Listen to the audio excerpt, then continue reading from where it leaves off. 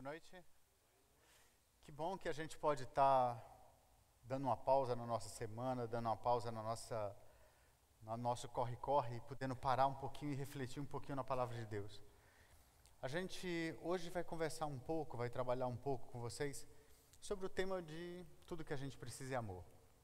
E quando a gente fala que tudo que a gente precisa é amor, a gente está falando sobre como é que a gente comunica esse amor um ao outro. Durante todo esse... Cadê a Fá? Pode soltar, Fá. Quando a gente diz assim, durante esse trimestre, a gente está trabalhando o tema sobre tudo que a gente precisa é amor na família. Pode ir para frente. Durante esses últimos domingos, a gente tem ouvido, a gente tem trabalhado 5 linguagens basicamente de amor. Essas são as 5 linguagens. Você pode transmitir por palavras, por tempo, presente, toque físico, por serviço. Quem propôs isso foi um autor chamado Gary Chapman, e que ele fala que todas as pessoas, na hora de transmitir, na hora de receber amor, o fazem por uma dessas 5 vias de maneira especial. Não quer dizer que você vai fazer isso de uma maneira individual, ou seja, esse é o canal único, nem quer dizer que eu não vou ter mais do que uma delas. Mas a teoria é bastante interessante porque ajuda a gente a expressar. E quando a gente está falando de expressão de amor, a gente não pode deixar de lembrar de alguns ministérios. Especificamente a gente aqui, eu e minha esposa, a gente cuida dos ministérios de noivos aqui da igreja. Que é um ministério que você pode dizer para mim, mas o ministério de noivo é pouquinho, né? Só uma coisa assim.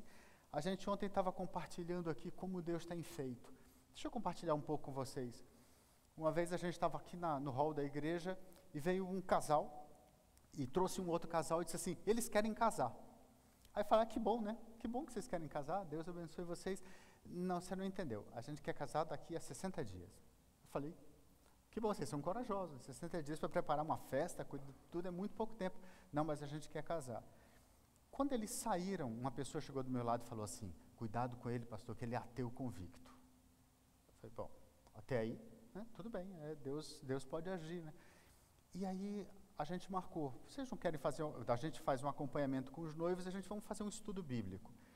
E a gente começou a fazer um estudo bíblico com eles. E foi a coisa mais linda do que vocês possam imaginar. O primeiro encontro da gente, a gente conversa sobre o amor nas suas mais variadas formas e a gente termina falando do amor de Deus por a gente. Aquele homem ateu convicto, aquele homem que desprezava toda e qualquer manifestação divina, aquela pessoa que às vezes até fazia chacota com isso, de repente ele se ajoelha no chão da nossa sala e chorando ele diz assim, eu quero esse Senhor Jesus para mim. Sabe, você pode dizer assim, será que eu posso ajudar alguém? Por que não? Você que está pensando em casar, ou você que tem um conhecido que vai casar agora, um parente, que você fala assim, eu não sei como mostrar para essa pessoa o quanto é importante esse Deus maravilhoso nesse projeto de família. Eu lhe convido no mês de agosto a gente vai estar começando uma nova turma. E a turma são 4 encontros e nesses encontros a gente trabalha com isso. Em paralelo a gente tem um conjunto de conselheiros que são preparados especificamente para trabalhar com noivos.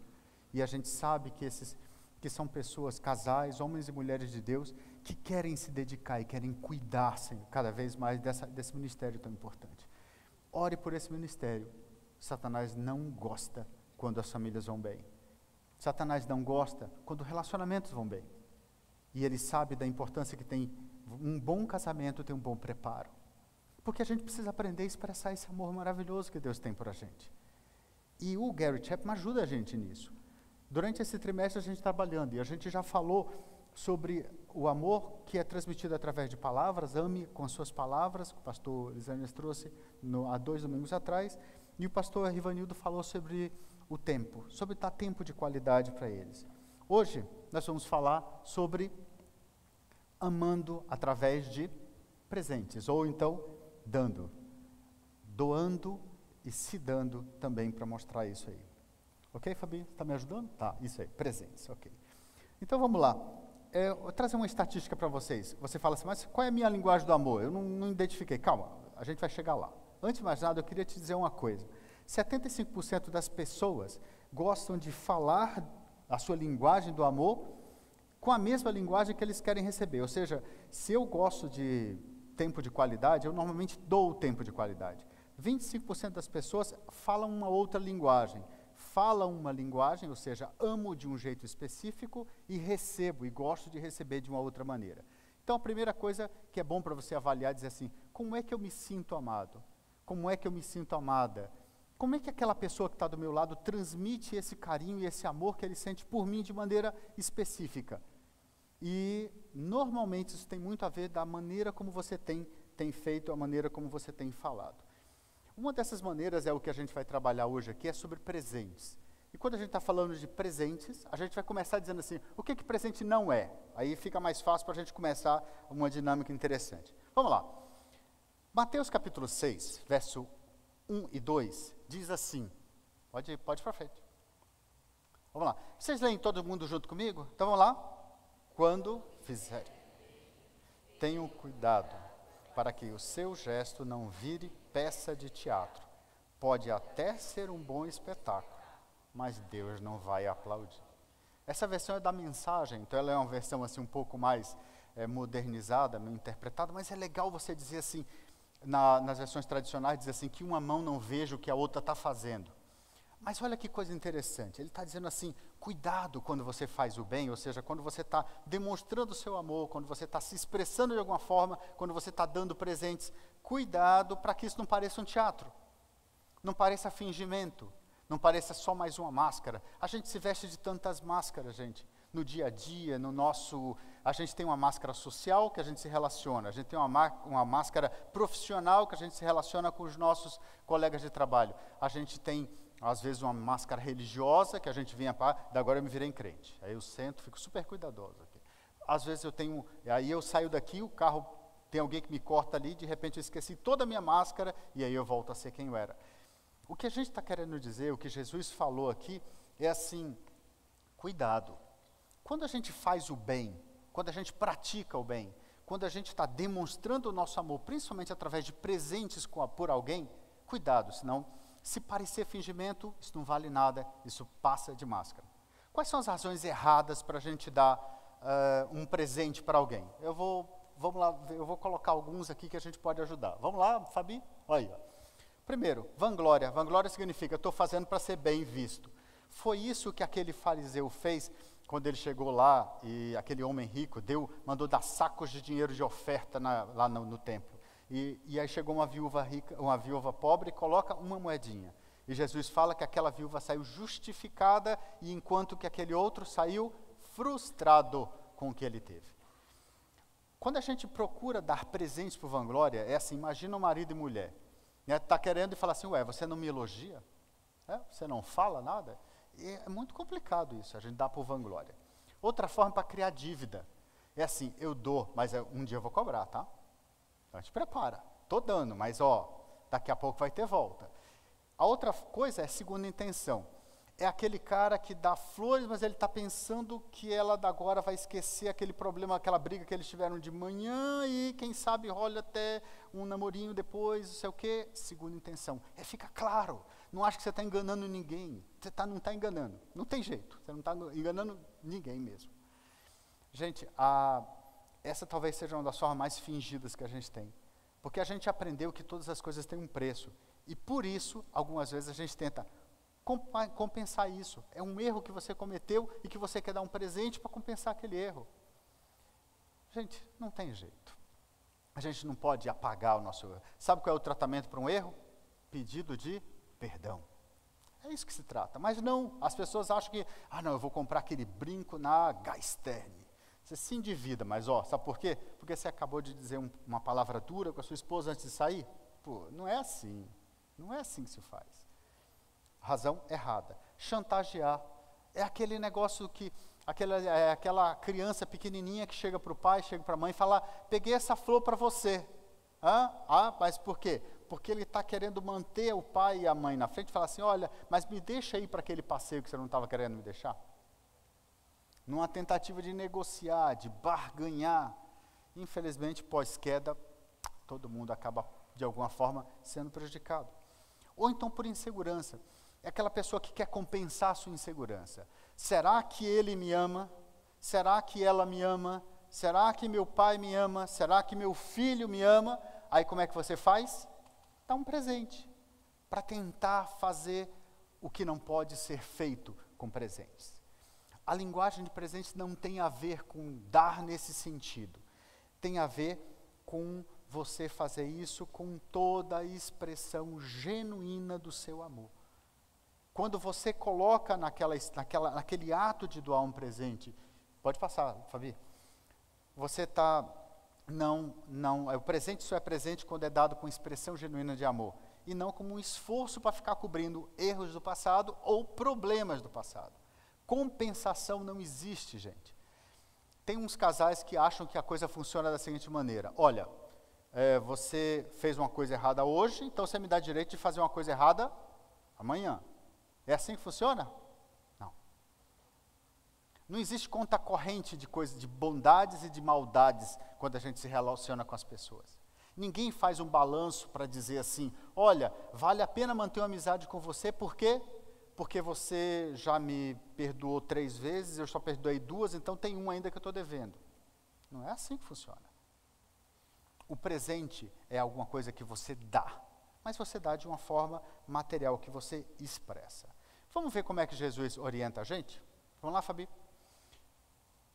Olha, primeira coisa, Atos 20, 35. A Bíblia diz assim, Paulo está se despedindo dos anciãos de Éfeso, e ele cita Jesus dizendo assim: coisa mais bem-aventurada é dar do que receber. Quando alguém dá alguma coisa, você fala assim: quem é que foi o maior beneficiado? Foi aquele que recebeu o presente, certo? Mas não, tem um carinho de preparar, de pensar, de querer abençoar alguém. Dar um presente é uma forma de abençoar. Eu tenho um colega lá no trabalho, que uma vez a gente estava conversando sobre isso, e eu disse para ele assim: olha, quando a gente diz não para alguém que quer dar alguma coisa para a gente frustra o outro. E você impede que aquela pessoa exercite a bênção que o Senhor Deus colocou no coração dela. Então, o dar presentes, de alguma forma, é muito mais abençoador, é muito mais fruto de eu reflito um Deus maravilhoso que eu tenho, e eu quero que isso se espelhe na vida de vocês. Então eu estou dando. Aquele que dá é mais feliz do que aquele que recebe. Quando a gente dá um presente, quando a gente prepara, a gente tem todo um clima que rola em cima disso aí, que a gente tem que ver. Para isso, deixa eu contar para vocês uma história que está em Lucas 7, obviamente não dá para a gente ler, mas ele diz assim, disse Jesus para Simão: 2 homens deviam um certo credor, banqueiro lá, um que devia 500 denários e o outro 50. Nenhum dos 2 tinha com que pagar, e ele perdoou a dívida de ambos. E ele perguntou então para Simão, o fariseu, assim: mas qual dos 2 você acha que vai amar mais? Aí Simão vai responder: suponho que é ele a quem foi perdoado a dívida maior. E Jesus diz assim: você julgou bem. Mas ele olha para Simão e falou assim: Simão, está vendo essa mulher aqui? Essa mulher que você está no seu coração dizendo assim: olha, esse homem não é profeta porque ele está deixando uma mulher pecadora tocá-lo? Virou para ele e falou assim: Simão, você está vendo essa mulher? Eu entrei na sua casa e você não me deu água para lavar os pés. Ela, porém, molhou os meus pés com suas lágrimas e os enxugou com seus cabelos. Você não me saudou com um beijo, mas essa mulher, desde que eu entrei aqui, não parou de beijar os meus pés. Você não ungiu a minha cabeça com óleo, mas ela derramou perfume nos meus pés. Portanto, eu lhe digo que os muitos pecados dela lhe foram perdoados, pois ela amou muito. Mas aquele a quem pouco foi perdoado, pouco ama. Aquela mulher expressou para Jesus, derramando um vidro de um perfume extremamente caro naquela época, um bálsamo, que vem dentro de um jarrinho de cristal. E ele derrama nos pés de Jesus, massageia os pés de Jesus e não para de beijar, não para de chorar sobre ele, porque ela sabia o peso que ela tinha. E aí eu fiz alguma coisa para a gente pensar nisso aí. Pode ir para frente, Fabi? 2 para frente. Ela é boa. Isso, obrigado. Ó, o que aquela mulher fez? Primeira coisa assim, Jesus falou sobre água para lavar os pés. A gente fala assim, mas daí? Pensa o seguinte, como é que era lá no Oriente Médio? Vamos conversar a gente aqui. A maior parte das pessoas usava sandálias. Então, andava sandália e lá como é que era o asfalto daquela região? Era terra batida. Não tinha ainda um prefeito bom, assim, era um prefeito que deixava as estradas buracadas, terrível. Então, assim, você sujava os pés. Quando você chegava na casa de alguém, você queria fazer um agrado para essa pessoa, você fornecia água para ele lavar os pés, para ele passar, tirar aquela poeira. Nas casas dos mais ricos, vinha um escravo que era designado especificamente para fazer isso, lavar o pé do visitante. Era isso que ele fazia. Isso era considerado naquela época como o mais humilhante de todos os serviços domésticos. Você lembra que Jesus se humilhou e lavou os pés dos apóstolos? E por que Pedro falou assim, não, Jesus, você não vai lavar meu pé? Porque ele sabia que aquela era a posição mais humilhante que alguém podia ter. E aí, o que ele faz? Ele fala, não quero que você lave. E Jesus fala assim, não, é assim, para andar comigo tem que lavar. E aí Pedro diz aquela frase maravilhosa, diz assim, então Senhor, não lava só o pé, me lava toda a cabeça aos pés. Gente, aquela mulher, quando ela lavou os pés de Jesus, ela estava demonstrando para ele toda a honra que ele merecia. Ela estava colocando-se diante de um Deus maravilhoso e dizendo assim, eu estou arrependido da vida que eu levo. A gente não sabe muito bem qual era, porque não é claro. Alguns teóricos dizem que aquela mulher, a Maria Madalena, dizem que ela era uma prostituta, outros dizem que ela era uma mulher da vida, alguma pessoa que era envolvida com feitiçaria, mas assim, de um jeito ou de outro, a gente está falando de uma pessoa que tinha uma grande noção do pecado que ela cometia. E ela chega diante desse Deus maravilhoso e banha seus pés com lágrimas, demonstrando a honra que ele tem de entrar na casa, entrar no coração dela. Depois, o beijo era usado como uma forma de saudação. Era uma forma simpática de saudar. Normalmente o beijo era dado na bochecha, ou era dado de lado, nunca dado nos lábios, porque isso era uma coisa reservada só para a intimidade de marido e mulher. Normalmente amigos se saudavam muito com beijo no rosto. Até hoje no Oriente é assim que se faz. E o beijo, ele tem um sentido muito interessante. A palavra grega para beijo, que é do verbo beijar, é filéu. Filéu significa amigo, significa amor de amigo. Por isso que quando você tem a palavra que tem filo no meio dela, significa amigo de, por exemplo, filosofia. Sofia é sabedoria, filo é amigo, então filosofia é aquele que é amigo da sabedoria. E assim por aí vai. No português a gente herda muito isso. E é interessante, olha que significado intrínseco tem. O beijo e a palavra filéu, a palavra amigo. Quem é amigo? Amigo é aquele para quem você pode ser o que você é sem máscaras. É aquele que você pode arregaçar o seu coração e se mostrar, que ele não vai falar assim, você fez isso? Ah, não acredito. Amigo é um Deus maravilhoso que olha para você com aquele olhar que Jesus olhou para aquela mulher que tinha um fluxo de sangue e fala para ela assim, vá em paz,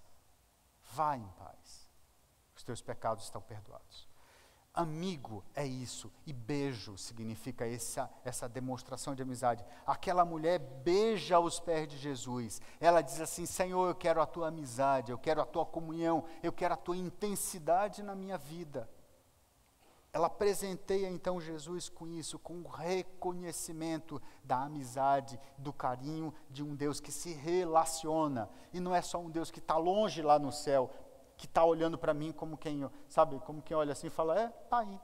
Não, é um Deus que interage comigo, que quer interagir com você também. Por fim, aquela mulher quebra um bálsamo, perfume. Era muito comum naquela época o pessoal chegar a tomar banho, normalmente, eles tomavam banho regularmente, tá, Terezinha? Calma, não fica. Normalmente era de 3 em 3 meses eles tomavam banho, era claro. Aí você imagina, um sol de 50 graus, o pé sujo de lama e de areia. Você com uma roupa que você não trocava, porque não era normal se trocar roupa naquela época. 3 meses sem tomar banho, adivinha o que acontecia? Isso, você sabe. Normalmente as pessoas não tinham cheirinho, vamos chamar assim, muito agradável, para ser mais tranquilo. Aí aquela pessoa chega na casa para jantar, legal. E se chegasse em 30, nossa, meu Deus do céu, parecia aqueles ônibus quando a gente está voltando para casa, né? Todo mundo está apinhado assim, e aí chega aquela pessoa e pega e segura o ferro assim do teu lado. Nossa, chega a arde os olhos. Assim. Mas era assim, as pessoas naquela época tinham isso no dia a dia. Quando você chegava na casa de alguém e ele pegava óleo, e era um óleo parecido com óleo de oliva, mas era um óleo refinado e um pouco perfumado, e jogava na cabeça, aquele cheirinho era minimizado, disfarçado. E aí ficava assim, um negócio mais agradável de você estar em coletividade. Simão não trouxe óleo para Jesus. Não trouxe, como uma forma de honradez, não deu. Mas aquela mulher não trouxe óleo, ela trouxe um bálsamo, que era uma mistura de óleos finos combinado com perfume e que eram guardados e lacrados num vidrinho especial. E quando ela quebra aquele vidro, aquele perfume invade a casa e ela está lá. E aquele bálsamo simboliza a gratidão que aquela mulher sentia. Olha só, o Salmo 133 diz assim, como é bom que os irmãos andem em união. É como o óleo que desce e escorre pela barba de Arão. Sabe o que significa esse óleo, que para a gente é uma figura meio nojenta? Imagina, um cara derramando óleo, escorrendo por aqui assim, mas esse óleo significava exatamente isso, simbolizava aquela gratidão, aquela forma de vocês andarem juntos. E aí aquela mulher quebra aquele bálsamo maravilhoso e perfuma os pés de Jesus, demonstrando para ele, olha a enorme gratidão que eu sinto, porque eu tenho certeza que tu és aquele que pode me perdoar, tu és aquele que pode trazer para mim. Vamos para frente, Fabi. O que aquela mulher trouxe? Algumas reflexões para a gente. Primeiro, ela agiu baseada no amor. Ela deu presente para Jesus baseada no amor que ela sentia, na gratidão que ela tinha. Ela sabia do que Jesus precisava. Ele estava chegando naquela casa cansado, com o pé sujo, e ela foi até Jesus e disse assim, eu vou dar para Jesus o que ele precisa, que é agora o óleo, que é agora a água para limpar seus pés. E ela se esforçou para exceder, não só dar o óleo, mas ela vai dar o bálsamo, que é muito mais. Essa mulher deu uma pista para a gente, quando a gente se relaciona em família. Como é que eu vou escolher o presente para meu cônjuge, para meu filho, para meu pai, para meu cunhado, para minha sogra? Como é que eu faço isso? Eu me preocupo como aquela mulher. Eu procuro saber o que aquela pessoa gosta, o que aquela pessoa quer, o que aquela pessoa precisa. Se ele começou a falar para você sobre um tênis Nike que tem uma almofada de ar que ajuda a caminhada, não adianta você chegar e dizer assim, mas você nunca sai daí, você nunca anda, caminha. Não, é um símbolo, a pessoa está dizendo o que quer. Então, às vezes, vale a pena você dizer, opa, e de repente, falei, deixa eu te contar uma história.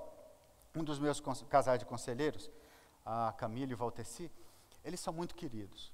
E o Valteci, ele está fazendo um MBA e ele trabalha com TI. Então, ele fica até noite, alta noite em casa, e aí quando ele chega ainda tem que estudar para fazer um trabalho para o MBA, e ele ainda tem que, no sábado ele está super carregado, não tem nada.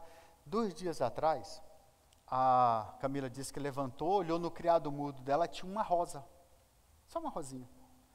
Ela olhou assim, quando o Val entrou na sala, no quarto, ela pegou a rosa e falou, o que é isso, bem? Ela falou, é só para você lembrar o quanto eu te amo. Você quer uma coisa mais simples do que isso?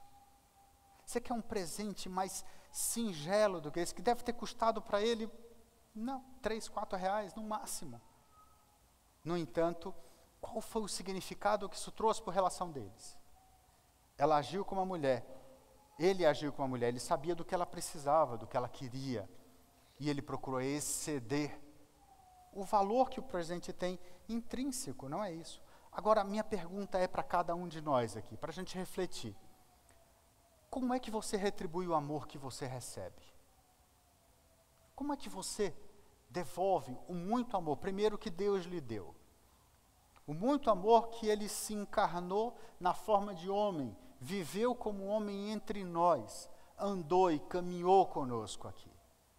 E a gente responde a esse Deus de que maneira?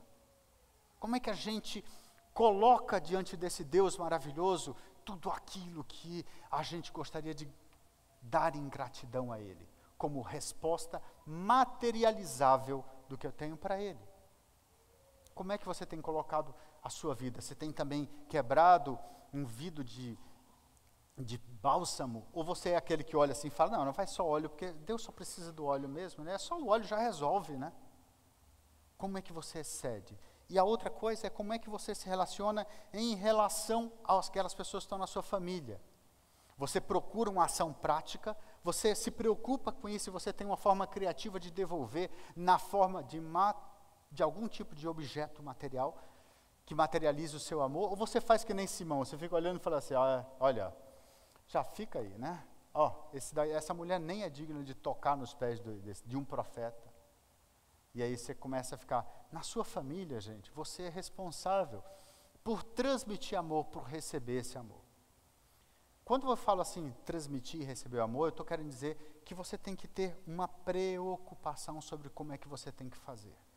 1 João capítulo 3, 18, diz assim, vamos lá, Fabi?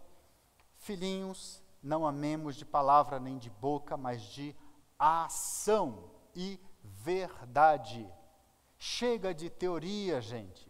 Chega de teoria, você está sendo chamado à prática. O Evangelho é prático. O nosso Deus é um Deus que quer que você saia daqui e não lembre só que você é uma pessoa comprometida com Cristo, que você é um cristão, só daqui a uma semana, quando você voltar para cá, para cultuar a Deus. Não. Ele quer que você, saindo daqui, lembre o quanto esse Deus foi gracioso com você e o quanto você precisa amar. E mais ainda, como é que você vai demonstrar àquelas pessoas que estão à sua volta a graça maravilhosa que você recebeu do próprio Deus? Então, comece a se preocupar, isso de forma ativa. Dar presente é uma forma de demonstrar amor. Se essa é a sua linguagem de demonstrar amor, amém, que bom. Se não é, se preocupe com ela, porque é uma forma muito importante num relacionamento familiar. Vamos para frente? Vamos ver algumas características sobre práticas, de como dar e como receber amor. Primeiro, presente é sempre algo concreto. Pode ser uma palavra, claro, é concreto. Concreto é tudo aquilo que passa por um dos seus 5 sentidos. Né? Não fica só no pensamento, na intenção. Não é aquela pessoa que fala assim, e aí, ela sabe que eu amo. Não. Saber é interessante, mas isso não é concreto. Você fala, você dá um presente para a pessoa de alguma forma. Mas quando você materializa isso de forma concreta, é muito mais eficiente. Depois, ele transmite uma mensagem. Eu lembrei de você. Se você viajou para os Estados Unidos, passou um tempo lá, né, voltou aqui, chegou, o seu filho olha para você e fala, o que você trouxe para mim, mãe? Ele está querendo dizer alguma coisa. Normalmente não é só interesse. Ele está querendo dizer assim, você lembrou de mim? Quando você passou em algum lugar, você lembrou? E às vezes a lembrança pode ser uma coisa pequenininha. Não tão cara, mas é assim, eu lembrei de você, comprei um chocolate. Alguma coisa que seja assim, que materialize esse ato de dizer eu te amo. É um símbolo que a gente se importa com a outra pessoa, quer dizer, eu parei meu tempo para demonstrar isso, como aquela mulher fez, ela saiu e comprou aquele perfume para Jesus. Então assim, quando você estiver lembrando, transmita o seu amor através de um presente também. Não importa muito o valor monetário. Às vezes é um bilhete num post-it, às vezes é um brigadeiro, às vezes uma flor, às vezes é um bonequinho dos Minions, porque aquela pessoa adora aquele negócio. Qualquer coisa que materialize, que pense, que diga assim, eu me importo, eu sei que você gosta, e eu estou buscando alguma coisa que é do seu interesse. Tá? Depois, assim, é uma materialização do amor. Algumas vezes, tudo que você precisa fazer é dar a sua presença para o outro. Num tempo em que é muito complicado a gente dedicar tempo de qualidade para o outro, que é uma das linguagens de amor, dar a sua presença na vida de outra pessoa é uma forma da gente amar de maneira clara e concreta a esse Deus maravilhoso. Depois, cuidado, hein? Nem sempre da primeira vez vai funcionar. Ontem a gente estava falando que, de repente, você é um maridão que é meio assim, né? Não gosta muito de lavar panela, mas aquele dia você resolveu, terminou o jantar, você foi lá, recolheu e começou a lavar. Normalmente, uma esposa vai dizer o que para você? Ficou doido? O que você está fazendo aí? Você nunca fez isso? Aí você fala, não, é que eu quis demonstrar para você que eu te amo. A primeira vez ela vai dizer assim, pirou, o que você bebeu? Eu pensei que tinha sido Coca-Cola. Mas assim, o que eu quero dizer para você é que talvez na primeira vez que você tente trazer um presente, a pessoa já vai perguntar assim, o que você está querendo? E depende muito da maneira como você reagir a isso. Se isso vai virar um hábito na sua vida, demonstrar o seu amor de uma forma material, legal. Agora, se isso tiver sempre junto com isso um pedido, sabe o que é? É que a mamãe vem morar aqui 3 meses. E fala, ai meu Deus. Né?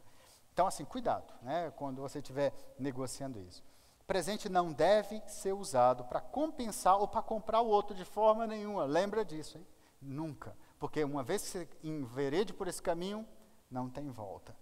E antes de dar, procura lembrar assim, o que aquela pessoa gostaria de receber que vai fazê-la feliz, que vai extrair dela um sorriso, e que não necessariamente, é claro, óbvio, evidente, se você chegar para uma mulher com um colar de diamantes da Vivara, que custa 300 mil reais, eu tenho certeza que ela vai rir.